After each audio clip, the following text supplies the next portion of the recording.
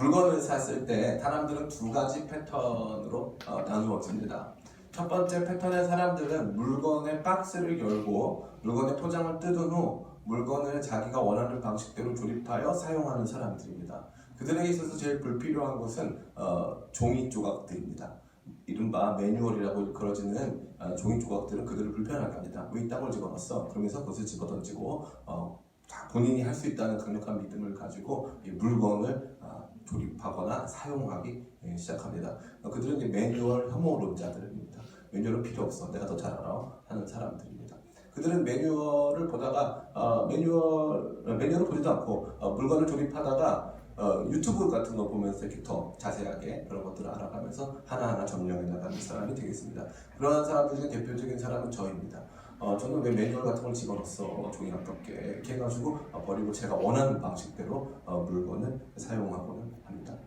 그런데 간단한 물건, 뭐 전기밥솥이나 뭐 전자레인지 등등은 매뉴얼 등등이 거의 필요가 없겠죠. 졸리신가요? 안 졸립니다. 죄송합니다. 눈빛이 상당히 졸려 보이셔가지고 하나님의 은혜가 임하기를 간절히 바라겠습니다. 매뉴얼이 필요 없는 종류의 것들도 많이 있습니다. 그러나 이 아주 물건이 중요하고 또 복잡한 물건일수록 매뉴얼은 굉장히 중요합니다. 특별히 나중에는 이 매뉴얼 읽는 방식도 따로 공부해야 될 정도로 물건이 중요하면 중요할수록 물건이 어려우면 어려울수록 매뉴얼은 굉장히 중요합니다. 매뉴얼 없는 사람들은 나중에 절대 매뉴얼 제대로 읽은 사람들을 이길 수가 없습니다. 그래서 매뉴얼을 읽은 사람들은 매뉴얼을 안 본 사람들이 모르는 것들을 많이 알고 있습니다. 저는 사실은 건반 연주를 오랫동안 했습니다. 손호천 도사님과 함께 서라보고등학교 찬양반에서 사역할 때에도 저는 건반을 사서 건반을 들고 다녔습니다. 학교에 올 때 건반을 들고 다녔는데 건반이 가방에 있었어요. 그래서 건반을 통째로 들고 다녔어요. 버스 타고 다니면서 건반을 들고 다녔습니다. 버스 타고 다니면서. 저에게는 매뉴얼은 거짓스러운 것이며 매뉴얼 따위는 필요가 없었기 때문에 건반을 그냥 들고 다녔어요. 전혀 부끄럽지 않았습니다. 드럼도 들고 다녔기 때문에 건반은 굉장히 가볍고 있어 보이는 물건이었습니다. 건반을 들고 창피하네요. 건반을 들고 다녔습니다. 건반을 오랫동안 연주를 했는데 건반 매뉴얼을 본 적이 없어서 이게 시간이 지나면 지날수록 이 건반을 이렇게 기본적으로 만드는 사람들의 생각을 이해할 수가 없었습니다. 그래서 물건이 더 발전하고 건반이 더 발전하고 악기가 더 좋아지면 좋아질수록 저는 그 기능을 다 따라갈 수 없는 사람이 되었다는 것이죠. 매뉴얼을 모르는 사람들은 매뉴얼을 정독하지 않은 사람들은 이런 폐단이 발생합니다. 제가 저의 설교가 왜 인기가 없는지를 곰곰이 생각해 보았습니다. 저의 설교가 인기가 없는 것은 매뉴얼 같기 때문에 그렇습니다. 당장 여러분의 마음을 막 들끓게 하며 당장 나가서 가난한 사람들에게 여러분 옷을 벗어주고 막 돈을 막 주고 막 이렇게 하는 열정적인 여러분의 실천적 방향을 제시해야 되는데 제 설교는 듣고 나면 그래서 뭐 라는 반응이 나타나기 때문에 그렇습니다. 이러한 은사가 제게는 있습니다. 여러분들 듣고 나면 그래서 뭐 이런 은사가 제게는 있습니다. 이 매뉴얼과 같기 때문에 그렇습니다. 제가 지난 우리 치료자 예수님 이후에 이 율법과 복음 또 성령님이 임하시면 이렇게 오랫동안 하고 있는 이 시리즈는 진학적으로 교리설교라고 합니다. 교리설교, 주제설교 이렇게 얘기하는 것입니다. 이 성경 본문을 가지고 깊이 이해하거나 성경 본문의 이야기를 잘 풀어서 설명하는 것이 아니라 성경 전체가 뭐라고 말하고 있는가에 대해서 차근차근 정리하여 여러분에게 설명해 드리고 있는 것입니다. 이 교리설교는 마치 매뉴얼과 같습니다. 성령님이 임하시면 성령님이 임하시면 능력이 나타나고 성령님이 임하시면 변화가 일어나고 성령님께서는 오늘 우리를 인도해 주시고 그거 다 알겠는데 그 성령님을 내게 임하도록 해 주세요. 그렇게 생각하는 성도님들이 많이 있을 수 있다는 것입니다. 그런데 우리가 성령님이 어떠한 분이시고 어떻게 와서 우리의 삶을 변화시키시고 어떠한 유익들을 주시는지를 제대로 이해하지 못한다면 아무리 성령 체험이 있어도 아무리 성령께서 우리 안에서 역사하신 것들이 크다 할지라도 그것들을 어떻게 유지하고 그것들을 어떤 방향으로 사용하고 그것들을 어떻게 우리 안에서 더 풍성하게 하는 방법을 우리는 알지 못하기 때문에 계속적으로 이 매뉴얼을 정독하듯 이 인기 없지만 이 설교를 마주 대하는 그런 모습이 있어야 할 줄 믿습니다. 설교에 앞서 잘 들어주시자고 전한 말씀인데 더욱 분위기를 어렵게 만드는 것 같아요. 네. 그럼에도 불구하고 저는 포기할 생각이 별로 없습니다. 성령께서 오셔서 행하시는 일들 여러분이 구체적으로 하나씩 알아갈 때 지금은 아무 문제가 없어 보이지만 이러한 것들이 여러분 내면에 차곡차곡 쌓여서 나중에 성령께서 우리 가운데 주시는 확실한 유익과 풍성한 은혜들을 누리게 되실 줄 믿습니다. 믿습니다. 네.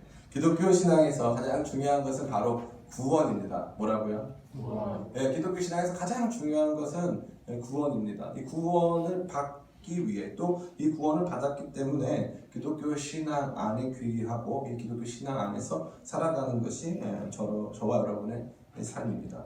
목사님들이 그런 여러분에게 구원을 확인하실 때 주는 질문이 있습니다. 오늘 죽어도 구원받을 자신이 있습니까? 하는 질문입니다. 오늘 죽어도 구원받을 수 있습니까? 하는 질문은 구원의 미래적인 특성을 보여주고 있습니다. 오늘 죽어도 구원받을 사람에게 물어볼까요? 한번. 오늘 죽어도 구원받으실 수 있습니까? 네. 우리 안명희 선생님께 좀 물어봐 주세요. 대표 대답 한번 해봐 주시죠 지금. 네. 받을 수 있다는 믿음을 감사합니다. 네.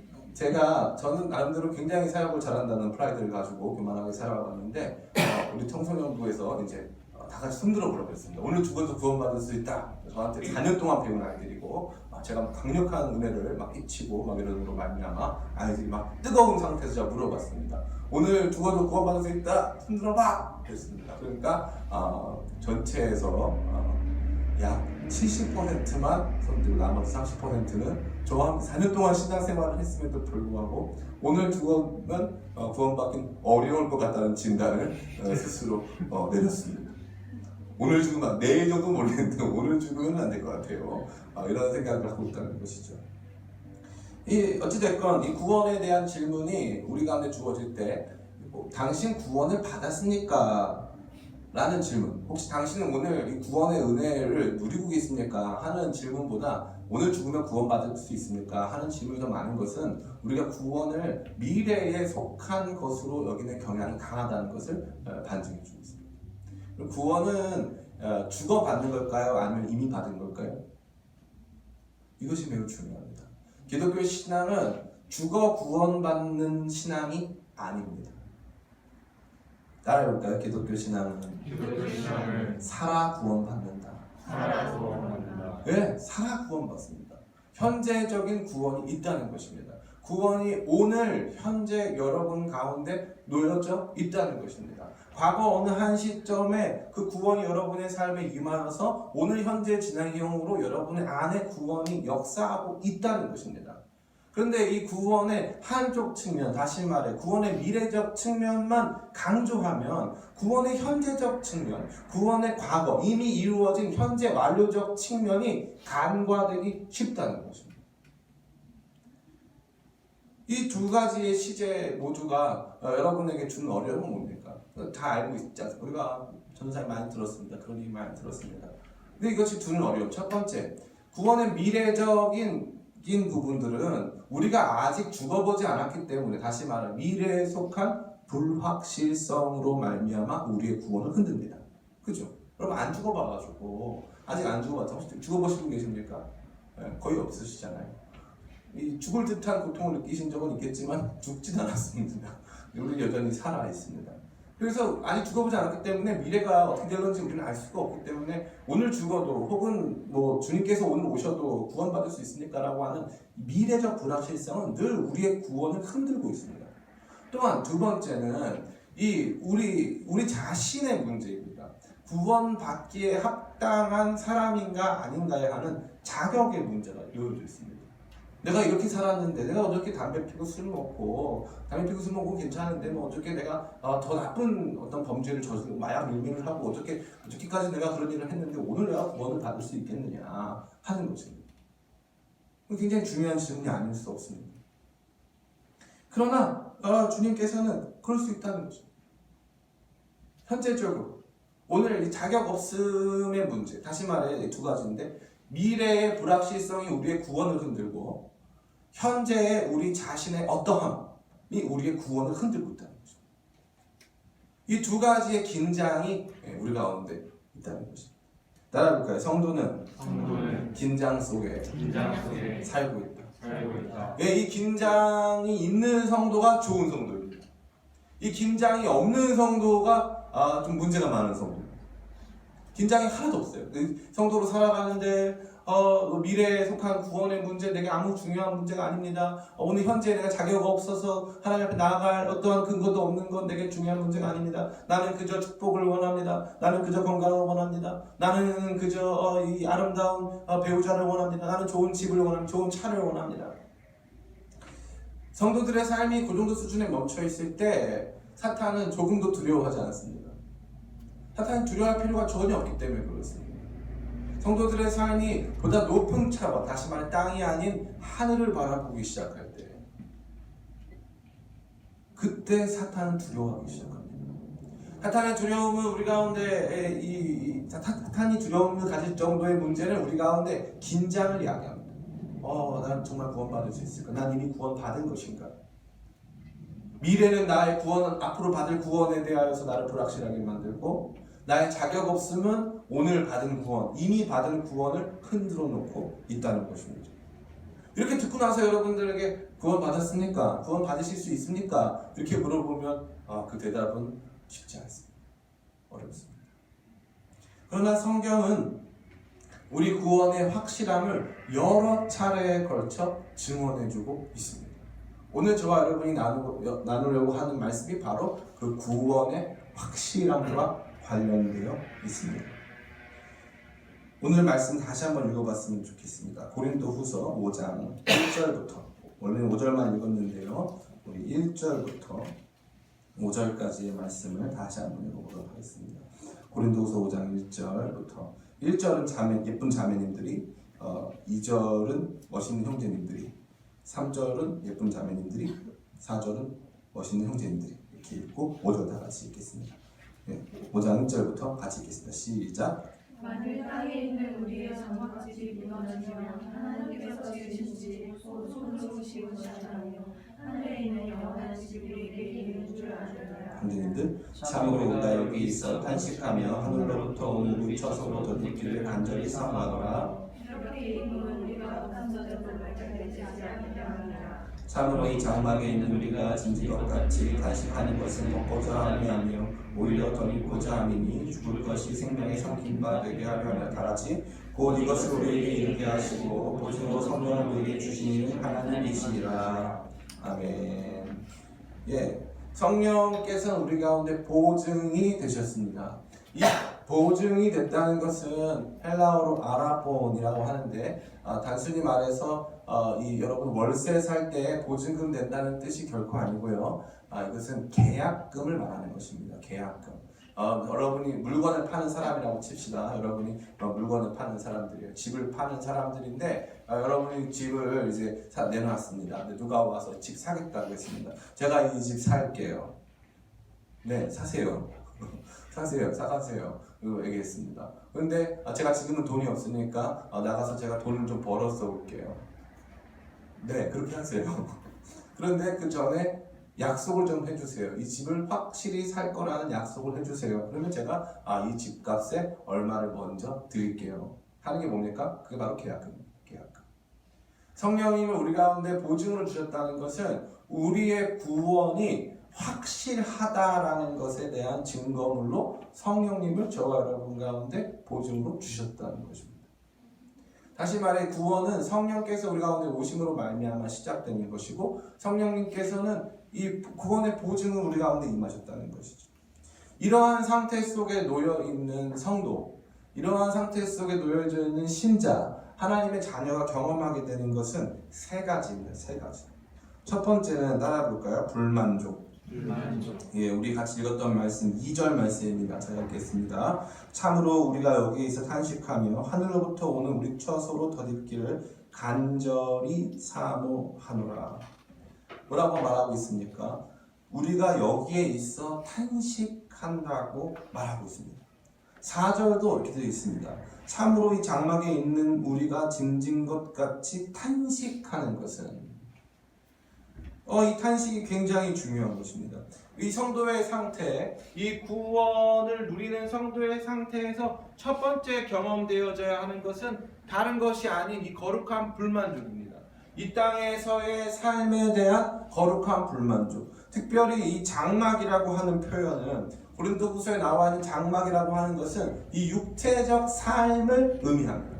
육체적 삶이 갖는 도덕적인 불안전성, 그뿐만 아니라 육체적 삶이 갖는 그 자체로서의 불안전성. 다시 말해서 여러분 육체가 있으니까 뭐를 해야 됩니까? 밥을 먹어야 합니다.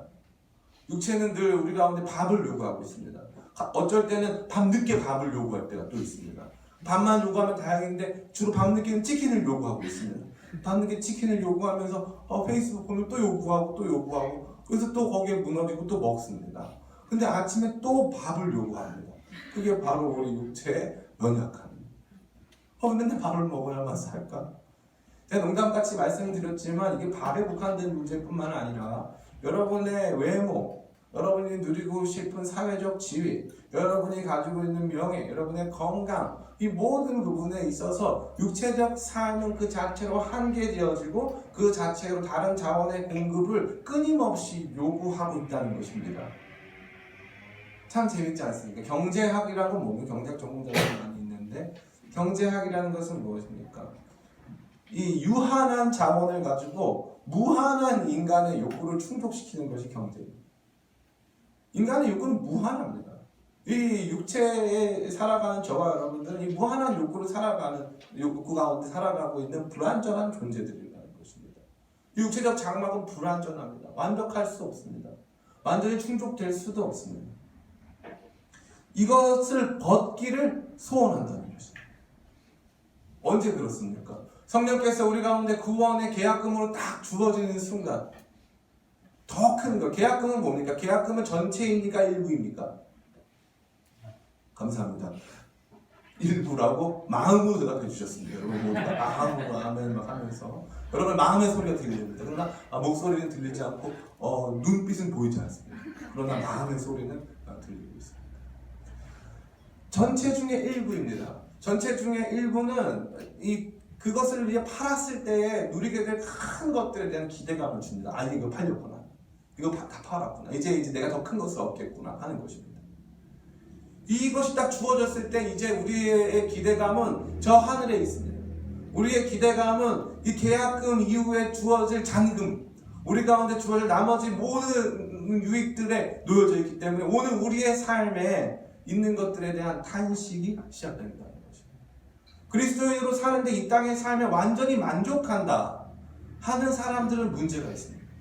그리스도인으로 살아가는데 이 땅의 삶의 것으로만 충족되고 만족된다 하는 것은 문제가 아주 많습니다. 아주 많습니다. 특별히 여러분의 외모, 여러분의 이 여러 가지 취향들, 그러한 것들이 충족되지 않으면 우리의 삶에 심각한 장애를 느끼고 어려움을 느끼고 또 그것이 충족되면 마치 모든 것을 다 얻은 것이냐 만족하는 그러한 차원으로 머무는 상태가 결코 구원이 아니라는 것입니다. 이미 받은 구원의 증거는 무엇입니까? 이미 받은 여러분 안에 구원이 시작됐다는 증거는 이 땅의 것으로 다 만족이 안 된다는 것입니다. 그전에는 남자친구, 여자친구만 있으면 다 만족이 될 줄 알았습니다.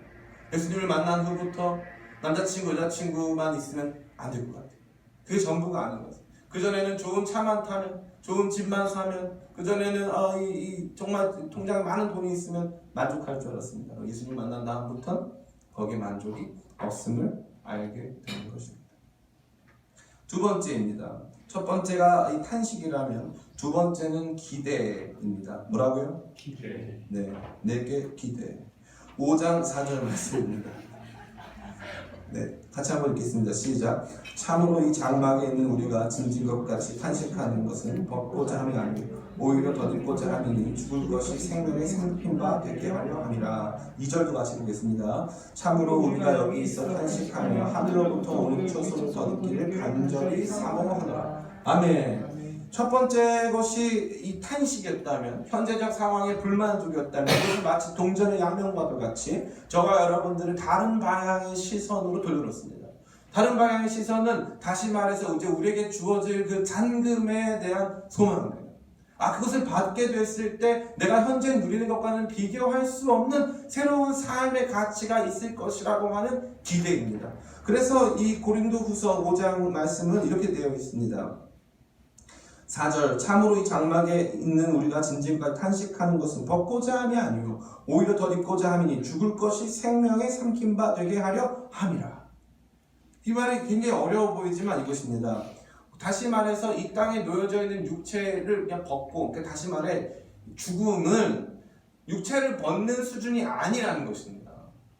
육체를 벗고 그냥 조금 몸이 자유로워지는 상태가 아니라는 것입니다. 우리는 늘 이 기독교 신앙을 뭔가 이렇게 비우는 것과 관련이 있습니다. 죄를 좀 덜 짓고, 내가 좀 더 거룩해지고, 내가 조금 더 나은 존재가 되고 하는데 우리의 생각이 많이 있습니다. 조금 뭘 비우고 깨끗하게 하는 차원인 거죠. 그런데 사도 바울은 그렇게 설명하지 않습니다. 기독교 신앙은 이 내가 가지고 있는 육체적 한계, 이 죄악된 본성을 조금 벗어내는 수준이 아니라 우리의 삶이 영원한 생명에 삼켜지는 것이 그의 소망입니다. 그것은 차원이 다른 문제입니다.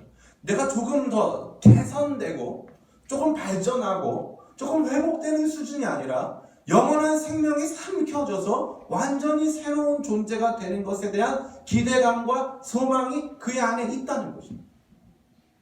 이거 얼마나 놀랐습니까? 그래서 거기 나오는 표현이 바로 뭐냐면 이것입니다. 참으로 우리가 여기에서 탄식하며 하늘로부터 오는 우리 처소를 덧입기를 간절히 사. 덧입다. 덧입다는 것은 어떻게 위에 있는 것입니다. 위에. 그 위에.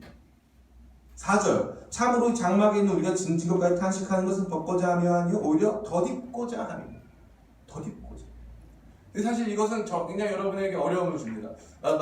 만약 여러분의 많이 오랫동안 씻지 않아서 냄새가 난다고 해봅시다. 냄새가 날 때 일반적인 상식 속에서는 어떻게 해야 됩니까? 이 냄새를 제거하기 위해서는 어떻게 해야 됩니까? 주님 씻어야 됩니다.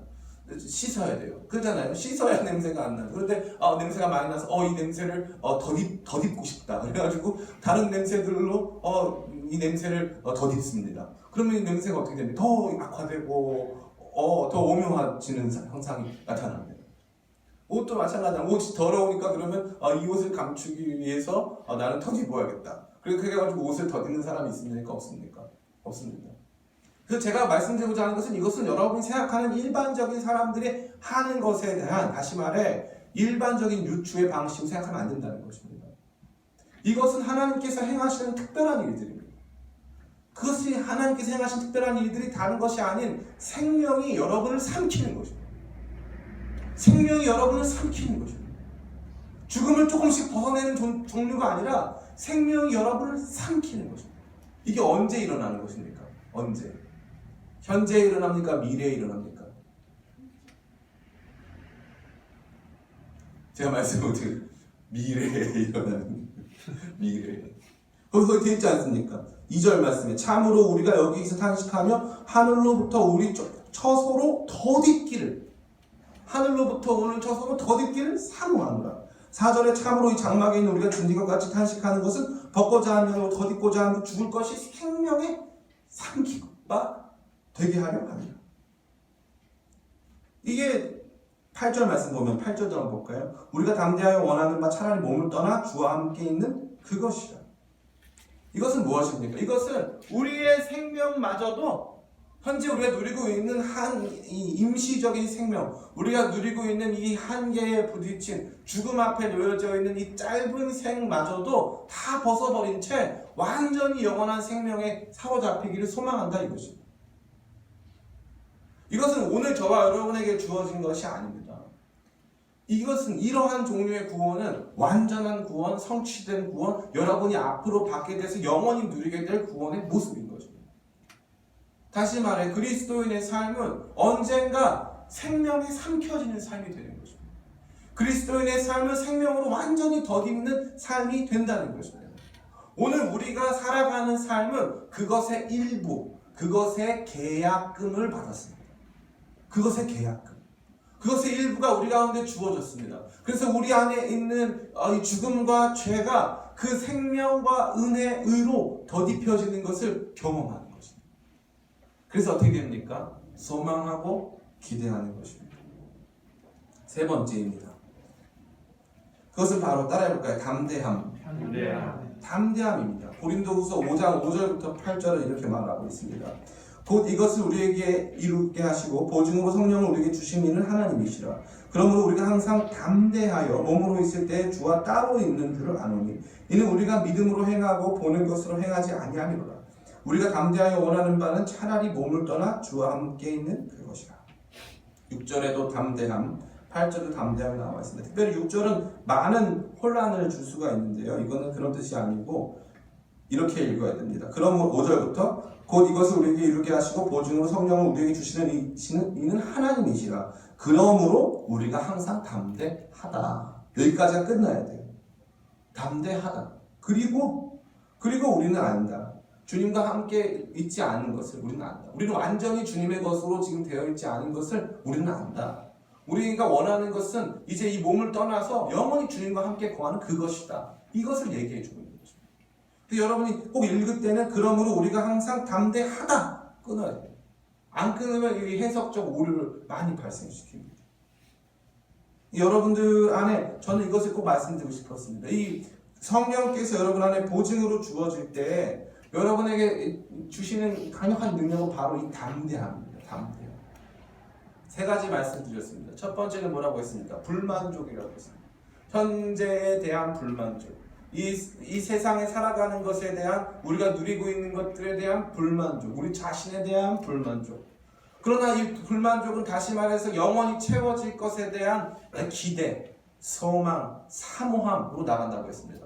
근데 이 둘 사이에 있을 때 이 사모함이 너무 커서 우리 안에는 현재 상황에 닥쳐오는 여러 가지 환난과 어려움에 대한 담대함이 시작된다는 거죠. 언제 그렇습니까?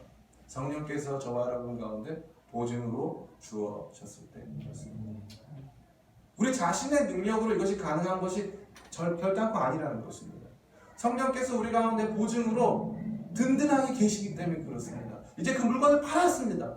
우리가 팔 수 있는 가장 비싼 물건을 팔았습니다. 그 계약금이 우리 가운데 주어졌습니다. 이미 매매 계약은 이루어졌습니다. 이제 잔금만 받으면 모든 것이 끝납니다. 그 상태에서 우리는 우리가 가지는 어떠한 것보다 가장 큰 것을 누릴 날들을 기대하고 현재의 날들에 대한 큰 가치를 두지 않습니다. 이거 빨리 그 날이 도래해서 빨리 잔금 다 받았으면 좋겠다. 나 여기 사는 거 너무 싫다. 너무 지겹다. 하는 것입니다. 제가 아는 어떤 분이 계셨습니다. 그분이 저 송파하고 잠실에 아파트를 샀습니다. 그 당시까지만 해도 아파트 분양이 어떻게 이루어졌냐 하면은 아파트를 짓기 전에 이 모델하우스 보고 모델하우스만 보고 분양을 했어요. 그래서 모델하우스를 보고 나 이 집 살래요. 아직 지어지지도 않은 집, 아직 완성되지도 않은 집을 산다는 것입니다. 그럼 먼저 계약금을 내고 그 집을 매매 계약을 체결합니다. 그리고 나서 동과 호수를 추첨합니다. 그래서 몇 동 몇 호가 걸렸습니다. 이분은 성도님이셨는데 이 성도님은 이제 자기가 사는 집이 아닌 새롭고 좋은 집, 잠실에 생기는 좋은 집에 들어갈 생각을 하니까 너무 기뻤습니다. 그래서 공사하는 데 가셨습니다. 너무 기쁜 나머지. 그래서 공사하는 데 가서 이 설계도에 따라서 본인 집을 찾았습니다. 여기 몇 동, 여기 몇 동이죠? 몇 호, 여기 우리 집이에요. 제가 이거 샀어요. 그래서 공사가 안 끝났는데 거기서 조망을 바라보면서 여기가 우리 집이야 하고 있었어요. 그분은 자기가 지금 현재 살고 있는 집에 만족할까요? 아니요. 빨리 그 집에 가고 싶어요. 현재 살고 있는 집에서 벗어나서 수십 년 동안 살은 그 낡은 집에서 벗어나서 이제 새로운 집에 살고 싶은 마음이 가득하다는 것입니다. 낡은 집에 대한 탄식이 많이 있습니다. 아이고 이것도 고쳐야 되고 저것도 고쳐야 되고 비도 새고 아이고 이거는 이 도배도 빨리 바꿔야 되는데 냄새나고 곰팡이 쓸었어. 빨리 가고 싶어. 탄식. 원래 그 전까지는 그냥 눌러앉아 살 생각이었습니다. 근데 집을 새롭게 살려고 이제 계약금 내고 조금 있으면 집이 지어져 가는 것을 멀리서 바라보면서 아유 이 집은 그만해야 되겠다. 빨리 저 집으로 갔으면 좋겠다 하는 마음이 생긴다는 것입니다. 그럼 생각해 보십시오. 여러분 계약금을 내고 집을 이미 사서 그 집이 이제 완성되고 있습니다. 여러분 그러면 이 집 수리하겠습니까? 안 하겠습니까? 여러분 이 집에다가 금을 칠하겠습니까? 안 칠합니다. 팔 집. 어차피 남의 집. 여기다가 뭐 칠합니까? 안 칠합니다. 거기다가 특별한 투자를 합니까? 안 합니다. 거기 좋은 가구를 들여놓습니까? 안 들여놓습니다. 현재 살고 있는 대로 그대로 그냥 살아갑니다. 그 집 안에서 탄식합니다. 아, 이거 맨날 고쳐도 이 모양이야. 여전히 비가 세. 이 곰팡이는 벌써 30년째네. 뭐 이러면서 계속 그 집에서 살아가지만 그 집에 대단한 투자하지 않고 그 집에서 대단한 기대하지 않습니다. 세상이 그렇습니다. 세상은 이것은 없어집니다. 새 하늘과 새 땅이 임합니다. 세상은 지나가는 것입니다. 여기 너무 많은 투자하고 여기다가 너무 많이 여러분의 삶을 두고 여기 너무 많이 여러분의 관심을 두고 여러분의 모든 것들을 다 투자하고 시간과 건강 다 여기다가 투자하고 나면 우리 새로운 집에 대한 기대감은 어디에 있습니까? 새로운 집을 주님께서 우리 가운데 주시겠다고 새로운 집이 여러분 가운데 임한다고 그것에 대한 보증을 다 주셨는데 우리의 생각은 여전히 여기 머물러서 곰팡이 피고 비 새는 집에 우리의 마음에 있다면 그것은 새로운 집을 받은 사람들의 삶이 아닙니다. 새로운 집을 받은 사람들은 이제 우리의 눈과 시선이 그것을 향하고 있기 때문에 현재의 삶에서는 탄식합니다. 그 탄식은 뭡니까? 절망의 탄식입니까? 난 끝났어. 아닙니다. 그 탄식은 아우 힘들다. 빨리 저기 가고 싶다. 빨리 저기 가고 싶다. 그게 구원받은 성령께서 우리 가운데 보증으로 다 들어온 성도들이 살아가는 삶의 패턴인 모습입니다.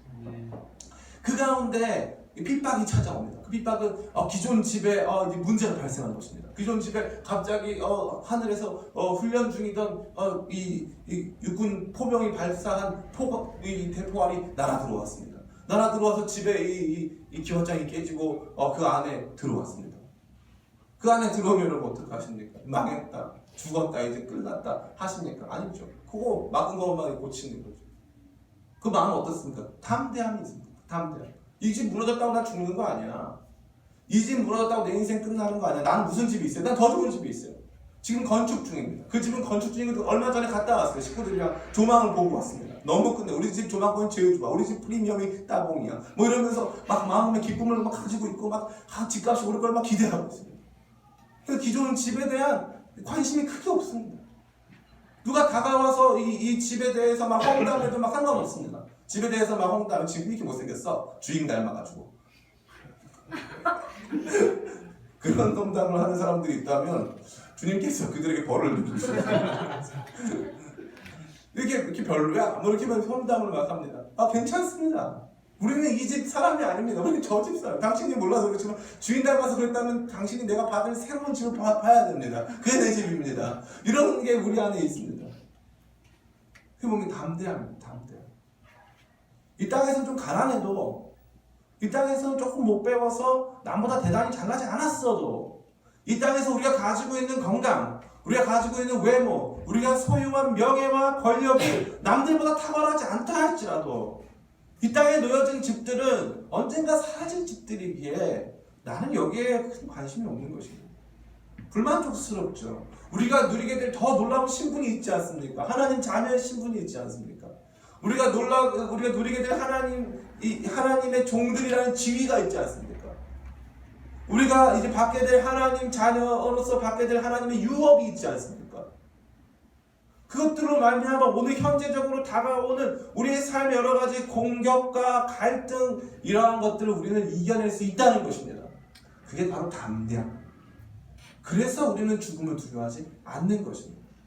그래서 우리는 가난을 두려워하지 않는 것입니다. 담대함. 그 담대함이 구원받은 성도의 현재적으로 임하는 것입니다. 성령께서 우리 가운데 보증이 되실 때 현재적으로 임하는 것입니다. 제가 군에서 하나님을 제대로 만나고 그래서 군인들을 사랑합니다. 우리 현 장군님 굉장히 사랑합니다. 제가 군인들을 사랑하는데 군에서 하나님을 만나고 체험하지 않았습니까? 군에서 하나님 만나고 체험했을 때 저는 그 당시에 고졸 26, 28살까지 고졸이었는데 고졸 신분으로 살아가는데 성령님을 만나고 체험하고 그분께서 주신 구원의 혜택이 제 안에 현재적으로 임하니까 제가 맨날 고백한 게 있어요. 저는 당신이 저 같았으면 좋겠다는 거예요. 저는 집사님, 권사님 저처럼 됐으면 좋겠어요. 라는 거예요. 저보다 훨씬 훌륭한 분들이 저처럼 됐으면 좋겠다고 저 자신이 생각한 거죠. 당신도 저처럼 됐으면 좋겠어요. 그게 얼굴 까매지라는 거예요? 그렇게 사람이 없어 보일 수가 없는데 내가 당신처럼 되라는 거예요? 그런 뜻이 아닌 거 다 알고 있지 않습니까? 당신이 저처럼 됐으면 좋겠어요. 제가 2006년도에 신학교도 안 다니는데 설교를 하겠다고 했습니다. 저희 어머니께서 저도 미쳤지만 저희 어머니도 보통 분이 아니시고 같이 미쳐가지고 설교단에 세워주시고 신학교를 안 다니는 그냥 일개 청년, 고졸 청년을 세워주셨습니다. 제가 증거한 말씀은 이것입니다. 여러분 저처럼 됐으면 좋겠다. 수많은 청소년들 여러분도 저처럼 됐으면 좋겠다는 고백이었습니다. 담대합니다. 세상의 학벌이나 세상의 이 가문이나 세상에서 줄 수 있는 그 어떤 혜택도 저를 막을 수가 없습니다. 죽음도 그렇게 두렵지 않았습니다. 그게 성령께서 우리 가운데 보증으로 주어졌을 때 일어나는 현상입니다. 일어나는 현상. 여러분 경험해 보셨습니까? 여러분 모두 경험하시기를 예수님의 이름으로 축원합니다. 여러분 모두 내면 안에서 어느 떤 날 성령께서 내 안에 계셔서 말씀하시는 그 말씀이 간절히 들리기를 간절히 원합니다. 우리 마음에 주님께서 보증으로 제가 오늘 다 설명을 못 시간 없어서 못 드리는데 에베소서 1장 13절 14절 또 이 고린도후서 1장 22절 여기 보면은 성령의 보증은 반드시 성령의 인치심과 함께 나옵니다. 성령의 인치심은 성령 하나님의 도장 찍음이에요. 여러분 내 거란 당신이 내 거란 도장을 찍는 거예요. 도장. 우리도 그런 도장을 찍지 않습니까? 이렇게 애기들 보면 뽀뽀를 쫙 하다 넌 내 거야 이렇게 하면서 아닌가요? 장난이었는데 도장을 찍습니다. 도장을 찍는다는 것은 소유를 의미합니다. 다시 말해서 하나님이 우리 자신을 하나님 소유로 삼으시고 그 안에 보증물로 성령님을 주셨다는 것을 의미합니다. 성령께서 우리 가운데 충만할 때 내가 하나님 소유구나, 내가 하나님 거구나 하는 마음이 아주 맞아요. 내 인생 내 것 아니구나, 내가 하나님 거구나 그 기쁨이 충만해지는 것을 믿으시기 간절히 바랍니다. 이제 말씀을 마칩니다. 지난 10월 1일 미국 오리건주 언파카 칼리지에서는 한 백인 남성 크리스토퍼 머서라는 사람인데 백인 남성에 의해 총기 나는 사건이 발생했습니다. 그의 사건이 특이했던 것은 그가 희생자들의 종교를 물어보고 이 희생자들의 종교가 기독교일 경우에 확인 후에 총격을 가했다는 사실입니다. 1999년 미국의 콜로라도주의 컬럼바인 고등학교에서도 비슷한 일이 있었습니다. 거기서 캐시 버넬이라고 하는 여학생이 자신이 그리스도인이라고 고백한 후에 거기서 총격을 받아 숨지는 일이 벌어졌습니다. 기독교도들을 타겟으로 하여 총기를 난사한 사건은 벌써 지난 6월에 있었던 미국의 임마누엘 아프리카 감리교회에 있었던 총격 이후의 두 번째입니다. 오늘날 그리스도인들에게는 이러한 일들이 일어날 수 있습니다. 가장 안전한 미국에서도 그리스도인이라는 이유만으로 죽임을 당할 수 있다는 것입니다. 그러한 상황 속에 여러분들은 어떠한 신앙의 사람으로 서기를 원하십니까? 여러분 어떠한 모습이시겠습니까? 여러분 어떠한 모습이시겠습니까? 바로 그날 너가 그리스도인이냐고 물어보는 그날 그 순간에 여러분은 어떠한 모습이겠습니까? 물론 정신없고 물론 내 대답이 어떤 대답인지도 알아차릴 수 없을 만큼 짧은 시간에 일어나는 일이겠지만 감히 말씀드리건대 성령께서 우리 가운데 보증으로 임하시면 이 땅에서 살아가는 삶에 대한 불만족이 느껴지고 그 불만족 안에서 영원한 하늘나라 내 이 죽음이 영원한 생명에 삼켜질 것을 기대하며 I'm a Christian 고백할 수 있는 줄 믿습니다.